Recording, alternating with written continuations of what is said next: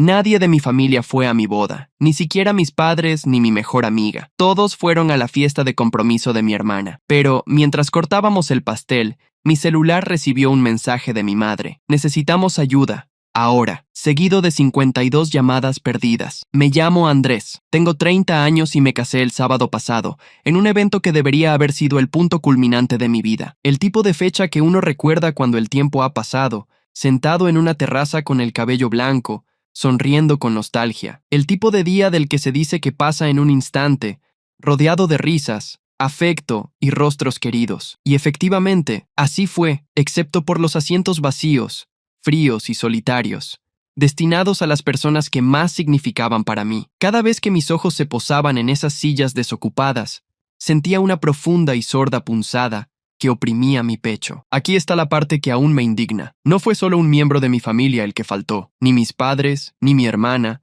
ni siquiera mi amigo de toda la vida, Mateo, que siempre fue como un hermano desde la infancia. En cambio, todos eligieron asistir a la fiesta de compromiso de mi hermana. Sí, leyó bien. Mi hermana, Valeria, organizó la celebración de su compromiso el mismo día que mi boda, a pesar de que conocía mi fecha desde hacía 8 meses, y mi familia decidió estar con ella. Y no fue nada sutil. Las invitaciones para su fiesta fueron enviadas 2 meses antes de mi boda, con tarjetas de «reserva la fecha» que parecían gritar para llamar la atención. Papel dorado, caligrafía elegante, fotos profesionales de ella y su prometido besándose en una terraza al atardecer. Mientras tanto, cuando envié mis invitaciones, solo recibí respuestas breves y incómodas por mensaje. Mi madre escribió: «Vamos a ver si podemos organizarnos, cariño». Mi padre ni siquiera respondió, solo me envió un emoji de pulgar arriba 3 días después. Intenté convencerme de que estaba exagerando. Valeria siempre había sido la favorita, la hija perfecta, aquella que nunca hacía nada mal. Tuvo la habitación más grande en nuestra infancia,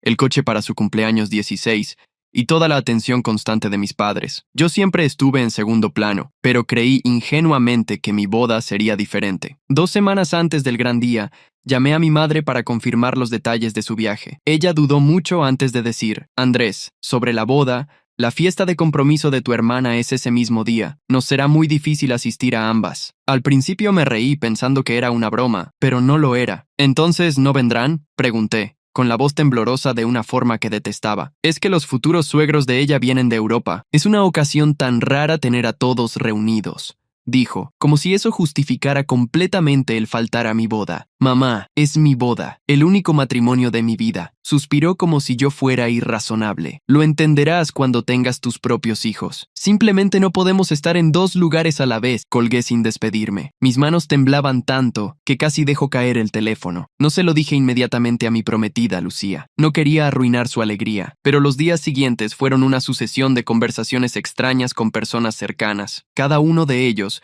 me informaba con falsa tristeza que no podría asistir. Mateo, mi padrino, mi amigo más cercano, me llamó la víspera de la boda y me dijo: «Lo siento, viejo, pero la fiesta de Valeria es un evento importante. No puedo faltar». Cuando llegó el gran día, caminé por el pasillo con una sonrisa forzada en el rostro, el tipo de expresión que usas cuando finges que todo está bien. Lucía estaba deslumbrante, como salida de un cuento de hadas. Nuestros amigos llenaron el salón de calor y alegría, y hice todo lo posible por concentrarme en ellos. Pero cada vez que mi mirada se posaba en la fila de sillas vacías, mi pecho se oprimía. La ceremonia transcurrió sin contratiempos, y durante unos instantes de felicidad logré olvidar el dolor. Solo cuando llegamos a la recepción, exactamente en el momento de cortar el pastel, la realidad regresó con fuerza. Mi teléfono, colocado sobre la mesa a mi lado, se encendió con un mensaje de mi madre. «Tenemos que hablar ahora». Antes de que pudiera entender, la pantalla se llenó de notificaciones, llamada tras llamada, 52 llamadas perdidas en menos de 1 hora. Mi mano se crispó sobre el cuchillo del pastel. Las risas a mi alrededor se convirtieron en un zumbido lejano. Lucía notó mi expresión y susurró: «¿Qué pasa?». No respondí de inmediato. Solo miré fijamente el dispositivo, con el corazón acelerado, preguntándome qué podía ser tan urgente para que mi madre, que ni siquiera había venido a mi boda, de pronto estuviera desesperada por hablarme, y entonces el teléfono volvió a sonar, esta vez con un mensaje que me revolvió el estómago. Era mi primo Sebastián, la única persona de mi familia que, de vez en cuando, me revelaba verdades mientras los demás intentaban mantenerme en la ignorancia. El mensaje decía: no vas a creer lo que está pasando aquí. Llámame cuando puedas, pero no le digas a nadie que te lo dije. Esa sola frase fue suficiente para acelerar mi pulso. No respondí de inmediato. Sabía que si lo hacía, podría arrastrarlo a cualquier tormenta que se avecinara, pero el vacío en mi estómago me decía que tenía que ver con la fiesta de compromiso de Valeria. Guardé el teléfono en el bolsillo, tratando de no dejar que arruinara el momento, pero mi mente no dejaba de dar vueltas. Apenas escuchaba al DJ anunciar nuestro primer baile. Apreté a Lucía contra mí, meciéndonos al ritmo de la música. Sin embargo, todo lo que podía visualizar eran a mis padres, mi hermana y mi supuesto mejor amigo, todos reunidos en un salón lujoso, brindando con champán y sonriendo para las fotos, mientras yo vivía uno de los momentos más importantes de mi vida sin ellos. Después del baile, pedí permiso para ir al baño a tomar un poco de aire. La música amortiguada del salón de recepción aún resonaba detrás de mí. Finalmente llamé a Sebastián. Contestó al primer timbre. «Andrés, están hablando de ti», soltó con voz baja, como si se escondiera en un rincón. «Dicen que eres egoísta, que planeaste tu boda para competir con el gran día de Valeria. Tu madre está contándole a la gente que lo hiciste a propósito». Me quedé paralizado. «¿Qué? Es absurdo». Anuncié mi fecha meses antes de que ella siquiera estuviera comprometida. «Lo sé», respondió Sebastián rápidamente, «pero están haciendo ver que querías opacarla. Y peor aún, tu padre está diciéndole a la familia de su prometido que no estás muy unido a la familia, así que es comprensible que nadie haya venido». Mi garganta se secó. Estaban reescribiendo la historia mientras esta ocurría. «No es todo», continuó. «Mateo está aquí. Está contando que no pudo ser tu padrino, porque eras difícil con la lista de invitados. Hace creer que ni siquiera querías que estuviera». Por un instante, me quedé sin palabras. Mateo, el chico con quien compartí todos los momentos importantes, estaba allí, en la fiesta de compromiso de mi hermana, difamándome ante personas que apenas me conocían. Sebastián dudó antes de añadir: «Y tu madre te llama porque, bueno, no lo sé todo, pero al parecer necesita que resuelvas algo urgente para Valeria esta noche. Por eso llama tanto». La absurdidad de la situación me golpeó como un puñetazo. Faltaron a mi boda para ir a la fiesta de compromiso de mi hermana, y ahora, en medio de mi recepción, necesitaban que yo resolviera un problema para ella. Quise colgar y regresar adentro, fingir que nunca escuché nada, pero no pude contener la ira que crecía en mí. Toda mi vida ha sido el mismo patrón. Me herían, me convertían en el malo de su historia, y luego me buscaban cuando necesitaban algo, y yo siempre cedía, porque eran mi familia. Pero esa noche, de pie afuera, en la oscuridad, con el sonido lejano de copas chocando, y risas de dos celebraciones separadas por kilómetros, sentí que algo había cambiado. Todavía no le dije nada a Lucía. No quería arruinar su velada con mi drama familiar, pero el peso de todo eso oprimía mi pecho. Cuando regresé, el salón estaba lleno de música, amigos bailando, y por un breve instante me permití sonreír. Pero de vez en cuando, mi teléfono volvía a vibrar. Otra llamada, otro mensaje. El nombre de mi madre parpadeaba en la pantalla como un recordatorio de que las personas que deberían haber estado a mi lado habían elegido a otra y aún esperaban que lo dejara todo por ellas. Cuando terminó la noche, tenía 68 llamadas perdidas y el último mensaje de voz que me dejaron me hizo apretar los puños. Cuando Lucía y yo finalmente llegamos a la suite del hotel esa noche, estábamos exhaustos, el tipo de cansancio que viene de sonreír durante horas mientras el corazón se rompe en silencio. Estaba a punto de lanzar el teléfono sobre la cómoda y olvidarlo hasta la mañana siguiente, cuando vi un nuevo mensaje de Sebastián. No era un texto largo, era solo una foto. Hice clic para abrirla y mi estómago se encogió. Allí, en alta definición, estaba mi hermana Valeria, en la fiesta de compromiso, usando el collar de bodas de mi abuela fallecida. No era cualquier joya, era la única herencia que me había sido prometida desde la adolescencia. Mi abuela me apartó cuando tenía 19 años, justo antes de morir, y me dijo: «Andrés, esto es para la mujer que te cases. Quiero que ella lo lleve el día de tu boda». Incluso lo dejó en su testamento. Ese collar estaba guardado en una caja de terciopelo en casa de mi madre, protegido durante años. Cuando pregunté hace unos meses, mi madre dijo: «Ah, ya no está en buen estado. Mejor no usarlo». Ahora estaba allí, brillando alrededor del cuello de Valeria, combinando perfectamente con su vestido de marca. Y lo peor, al fondo de la foto, vi a Mateo, mi mejor amigo, sonriendo a su lado, sosteniendo una copa de champán. Me quedé sentado, mirando la imagen, con el pulso latiendo en mis oídos. Lucía notó mi expresión. ¿Qué pasa?, preguntó suavemente. Dudé. Habíamos acordado que este día sería solo nuestro, sin involucrar el desastre de mi familia, pero cuando le mostré la foto, su mandíbula se tensó. ¿Es el collar que tu abuela te dejó? Asentí con la cabeza. Mi voz estaba tensa. Mi madre me dijo que estaba dañado. Mintió. Se lo dio a Valeria para su fiesta de compromiso. Lucía se sentó en la cama, con las manos apretadas sobre sus rodillas. Andrés, esto no es solo falta de respeto. Es robo. Mi teléfono vibró de nuevo. Otra llamada de mi madre. Dejé que pasara al buzón de voz, pero la curiosidad fue más fuerte. Puse el altavoz. Su voz llenó la habitación. Primero alegre, luego cortante. Andrés, no sé por qué no respondes. Valeria tuvo un pequeño problema esta noche. El catering hizo reservas excesivas y nos faltan algunas cosas. Necesitamos que nos hagas un favor en ese restaurante. Ya sabes, el de la ciudad. Y por cierto, le di el collar de su abuela a Valeria para que llevara algo significativo hoy. No hagas un drama, es solo una joya. Llámame. Creo que fue en ese momento cuando algo en mí realmente se quebró. No fue solo la ausencia en mi boda. No fueron solo los chismes y las mentiras. Fue el hecho de que pudiera tomar algo tan profundamente personal, ligado a mi recuerdo de mi abuela, y dárselo a mi hermana como si no significara nada. El peso de esa traición descendió lentamente, como hielo que se extiende por mi pecho. Todos esos años tragándome mi orgullo, diciéndome que no querían herirme, buscando excusas, me di cuenta de que nunca me habían considerado digno de protección,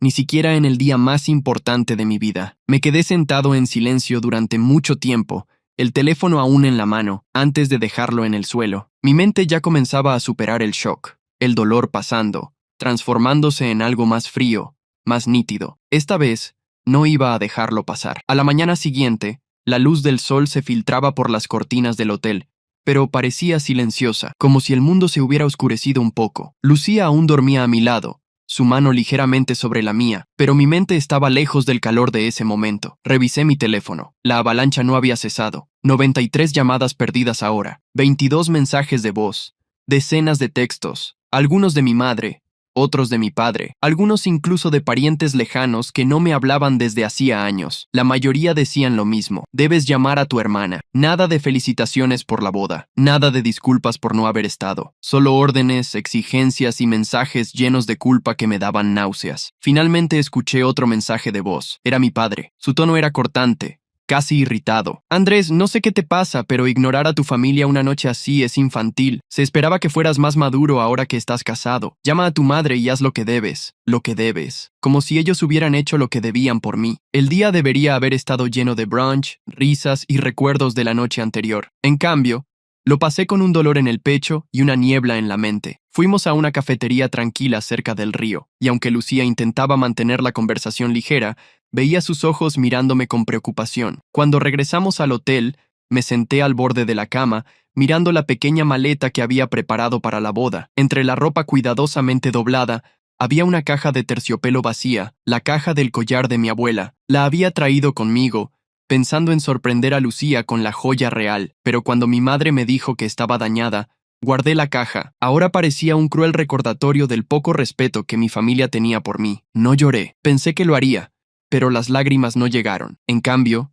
había un vacío, un espacio corroído en mí donde antes existía algo, y en ese vacío, hilos delgados de pensamientos comenzaron a entrelazarse, silenciosos, sutiles, pero persistentes. Todavía no le dije nada a Lucía, pero comencé a tomar capturas de pantalla. Cada mensaje de mis padres, todas las fotos que Sebastián me envió de esa fiesta, cada mensaje de voz, especialmente los llenos de manipulación, los guardé uno por uno en una carpeta en mi computadora portátil, simplemente titulada "Para más tarde". Esa tarde, mientras Lucía dormía, me senté en el vestíbulo del hotel con la computadora abierta, fingiendo buscar destinos de luna de miel. En realidad, buscaba los términos exactos del testamento de mi abuela, que especificaba que el collar debía ser mío. Todavía tenía una copia digitalizada que guardé años atrás, cuando ayudé a mi abuela con sus documentos. Y allí estaba, en términos claros: legó mi collar de bodas a mi nieto, Andrés Rojas, para que sea entregado a su prometida el día de su boda. Fue entonces que entendí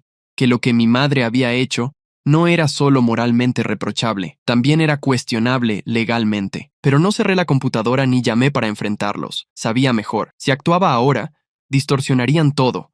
como siempre lo habían hecho. Andrés exagera, Andrés es ingrato, Andrés está haciendo un escándalo. Así que sonreí educadamente cuando el personal del hotel nos felicitó. Subí una foto de boda cuidadosamente elegida en línea, ignorando los mensajes de familiares que me preguntaban por qué no resolvía la situación. Mantuve la cabeza alta, aparentemente tranquilo, mientras que por dentro, algo más agudo y más frío que cualquier cosa que hubiera sentido antes tomaba forma. Pensaban que se habían salido con la suya. Iba a asegurarme de que nunca vieran venir lo que estaba por llegar. Cuando Lucía y yo regresamos de nuestra corta luna de miel una semana después, mi enfoque cambió. En lugar de hundirme en ese vacío, me dediqué a las cosas que podía controlar. Mi matrimonio, mi carrera, la vida que estábamos construyendo sin la aprobación de mi familia sobre nosotros. El primer cambio comenzó. Era un gerente intermedio en una empresa de marketing en crecimiento, lo suficientemente bueno como para ser respetado, pero nunca destacado por los superiores. Eso cambió rápidamente. Me quedé tarde.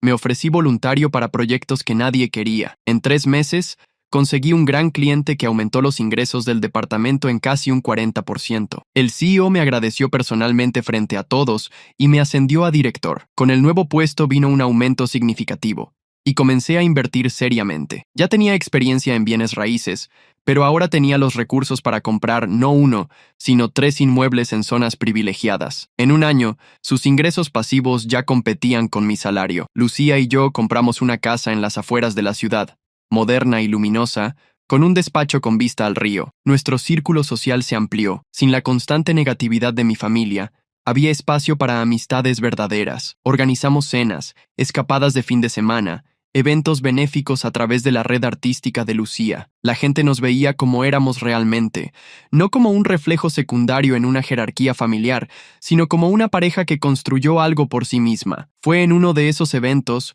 una recaudación de fondos en casa, que entendí lo lejos que había llegado. De pie en la sala, con una copa de vino en la mano, escuché a 2 invitados comentar que Andrés parecía tenerlo todo bajo control. Sonreí por dentro. No tenían idea de cuánto provenía de la decisión de alejarme de quienes intentaban arrastrarme hacia abajo. Mientras tanto, Sebastián y yo mantuvimos un contacto discreto. Me daba pequeñas actualizaciones. La boda de Valeria era un caos.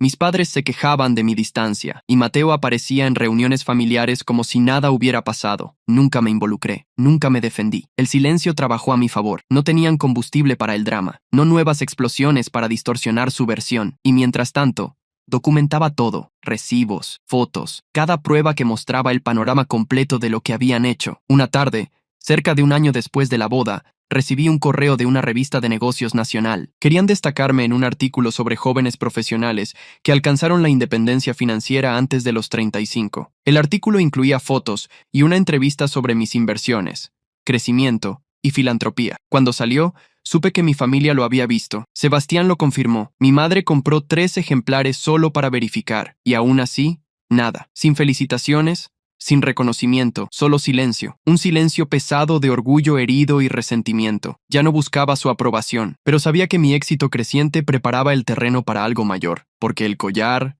las mentiras, la boda perdida, nada fue olvidado. Y la siguiente jugada que planeaba haría que ellos nunca lo olvidaran. El punto de inflexión llegó un martes lluvioso, cerca de 18 meses después de mi boda. Estaba en mi oficina revisando contratos para un nuevo inmueble comercial cuando llegó un correo de Sebastián. El asunto era corto. Creo que querrás ver esto. Adjunto, un PDF con escaneos del inventario de bienes de mi abuela, con firmas. El collar estaba allí, por supuesto, con mi nombre al lado como heredero. Pero eso no fue lo que llamó mi atención. Al pie de la página, había un conjunto de firmas, incluida la de mi madre, y una nota, entregado a Valeria Rojas para uso temporal, 15 de junio. Debe devolverse al propietario legítimo. La fecha era la noche del compromiso de Valeria. Mi madre había reconocido por escrito que el collar era mío, y ahora, casi 2 años después, aún no lo había devuelto. Me recosté en mi silla, mirando la pantalla. Mi pulso se aceleró. Ya no era solo una traición emocional, era un reconocimiento legal, vinculante. Esa misma semana, el destino me dio otra carta. Por trabajo, comencé a colaborar con una organizadora de eventos de alto nivel, especializada en bodas de lujo. Un día, mencionó casualmente que acababa de conseguir una boda enorme con exigencias desmedidas. El nombre de la novia, Valeria Rojas. Mantuve una expresión neutra, pero mi mente se aceleró. La boda sería en 6 meses, y prometía ser grande, costosa y pública. La organizadora, sin conocer el vínculo, habló del lugar exclusivo, reservado con años de anticipación, y de cómo la novia quería que todo fuera perfecto para la imagen de la familia. La imagen de la familia, casi demasiado perfecto. Ahora tenía dos cosas: una prueba irrefutable de que el collar era mío y un conocimiento privilegiado del evento más importante en la vida de mi hermana. Y a diferencia de mi boda, el gran día de mi hermana estaría lleno de familiares, contactos profesionales y cobertura mediática. Comencé a actuar en silencio. Contraté a un abogado discreto y muy calificado, no para demandar inmediatamente, sino para revisar el testamento, el documento de entrega y todas las pruebas que había guardado desde la boda. Confirmó, tenía un caso sólido para reclamar el collar y, si lo deseaba, podía exigir daños por retención ilegal, pero no estaba listo para actuar. El momento era crucial. También comencé a asistir a eventos de networking, ampliando mi círculo a áreas que cruzaban los negocios de mis padres, líderes que admiraban, periodistas que cubrían eventos sociales, e incluso al dueño del lugar donde se celebraría la boda de Valeria. Nunca mencioné mi vínculo con ella, solo me aseguré de estar en los lugares adecuados, saludar a las personas correctas, causar las impresiones adecuadas. En primavera, no solo estaba mejor que nunca, estaba en una posición de influencia silenciosa, y las personas con las que había establecido contacto estarían en la boda de Valeria. La pieza final llegó cuando Sebastián llamó una noche, con voz baja. Andrés, probablemente no debería decírtelo, pero mamá se jacta de guardar el collar para que Valeria lo lleve el día de su boda. Dice que no te importan las tradiciones familiares,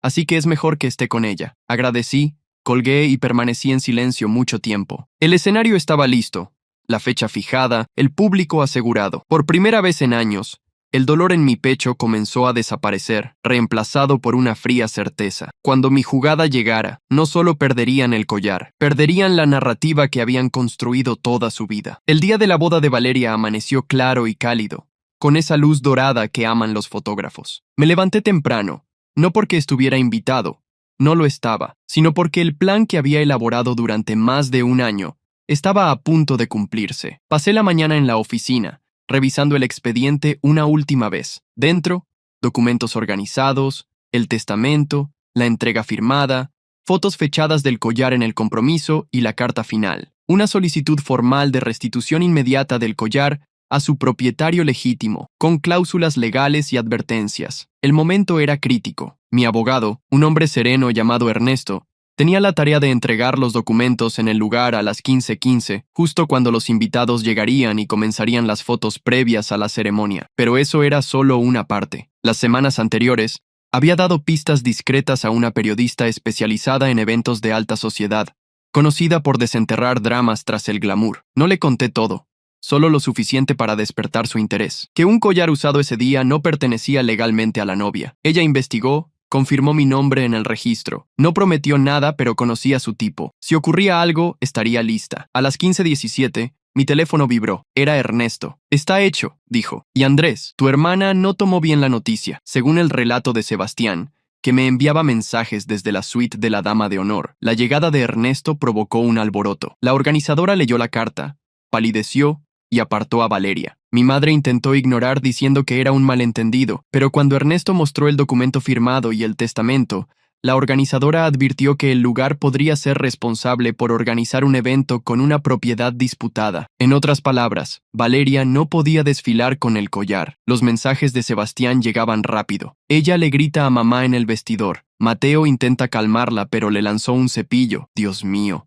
Le están quitando el collar ahora. El fotógrafo acaba de guardar las fotos de las joyas. Está llorando. Y luego, uno que me hizo sonreír. Se hizo justicia. No publiqué nada. No me jacté. Solo esperé. A las 18:00 ya circulaban rumores en línea. Fotos borrosas de una novia tensa sin su joya principal, con leyendas sobre cambios de último minuto. La periodista publicó un artículo al día siguiente. La herencia perdida. El drama silencioso tras la lujosa boda de los Rojas. El artículo no me retrató como el villano, no hacía falta. Expuso los hechos, citó el testamento y terminó. El collar ha regresado al legítimo propietario, el nieto al que estaba destinado, descansando ahora en la caja de terciopelo sobre su escritorio, donde siempre perteneció. Las llamadas de mis padres comenzaron casi de inmediato. No respondí. Esta vez, el silencio era mío. Las consecuencias fueron rápidas. La semana siguiente, la historia ya estaba en sitios locales. Nada enorme, pero suficiente para afectar los círculos sociales que mis padres valoraban. La gente que los adulaba ahora los evitaba. Los suegros de Valeria, orgullosos de una familia respetable, estaban furiosos por el bochorno. Sebastián contó que la tensión en casa era insoportable. Mi madre culpaba a mi padre culpaba a mi madre por firmar el documento. Valeria intentaba distorsionar la narrativa, publicando fotos antiguas con el collar, leyendas vagas sobre la familia. Pero los comentarios decían otra cosa. La gente hacía preguntas. Algunos me etiquetaban, diciendo que se había hecho justicia. Mateo, mi supuesto mejor amigo, también fue afectado. Fue uno de los mayores defensores de Valeria tras el compromiso, pero el artículo mostró que había mentido sobre la lista de invitados. Amigos en común lo marginaron. Meses después, en un evento, no podía mirarme a los ojos. El collar regresó a mí, donde siempre debió estar, pero ahora era más que una herencia. Era un símbolo. Ya no necesitaba jugar por sus reglas. Ya no necesitaba su aprobación, sus invitaciones, ni su versión de la verdad para definirme. Nunca más volví a hablar con mis padres, no por enojo, aunque lo tuve, sino porque entendí que ya no había nada que decir. Ellos tomaron su decisión el día que faltaron a mi boda. Todo lo que hice fue asegurarme de que el mundo lo viera. Un año después, en nuestro aniversario, Lucía llevó el collar por primera vez. Fuimos a cenar, solo nosotros dos, en un rincón tranquilo de la ciudad. Al ver la luz reflejarse en los diamantes dorados, pensé en mi abuela, en cómo quería que fuera para mí, y en que tuve que casi perderlo todo para recuperarlo. Lucía me vio mirar y sonrió. Parece que por fin estamos en casa, ¿no? Asentí. No necesité decir más. La verdad era simple. Ellos se retiraron de mi vida. Y yo, finalmente, cerré la puerta. No solo la cerré con llave, tiré la llave. Claro. Aquí está la reflexión en 3 párrafos de 3 líneas, como si el protagonista estuviera contando con ironía. Fue emocionante ver cómo mi boda se convirtió en un espectáculo de ausencias, con una platea VIP formada por sillas vacías y familiares ocupados celebrando otra cosa. Después de todo, nada dice familia unida, como elegir la fiesta de la hermana el mismo día de mi boda. Y aún tuve el lujo de ser llamado egoísta por querer algo que siempre fue mío. Descubrí que el amor incondicional de la familia sí tiene condiciones, basta con no ser el favorito. Aprendí que las herencias pueden desaparecer con una sonrisa y reaparecer con un juicio, y que el silencio, tras años de desprecio, es la respuesta más alta que alguien puede dar. Hoy, cuando veo el collar de vuelta en su caja de terciopelo, pienso, valió la pena el dolor, el vacío, la traición, porque nada cura mejor que demostrar con elegancia y sin gritar que sin mí, su historia ni siquiera tiene público. Ellos me borraron del álbum familiar. Yo los borré de mi vida. Con estilo,